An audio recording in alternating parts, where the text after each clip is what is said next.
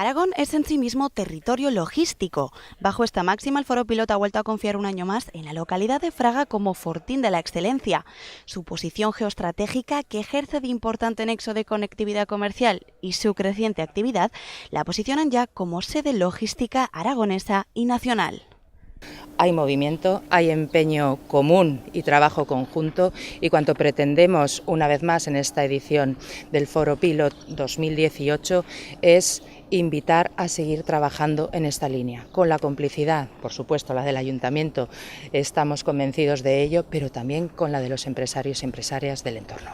Durante la jornada se han analizado los vectores de competitividad que encarnan el tejido logístico fragatino junto con su plataforma, que aspira a fortalecer los engranajes dentro del proyecto aragonés.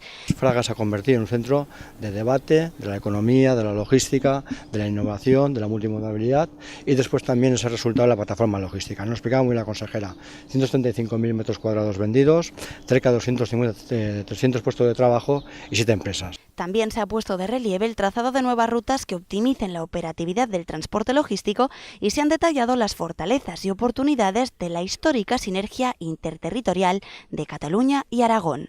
El comercio ha roto las barreras, ¿no? Es más rápido el desarrollo del comercio que el de las barreras.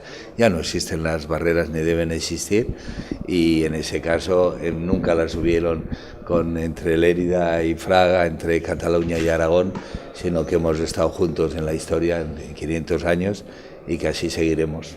El trabajo conjunto, en red y en términos de complicidad empresarial e institucional son los indicadores del progreso económico-social con los que se trabaja desde Aragón al mundo. Y desde Fraga, el Foro Pilot despide su 18ª edición y arranca la turbina de búsqueda de la excelencia de cara al próximo año.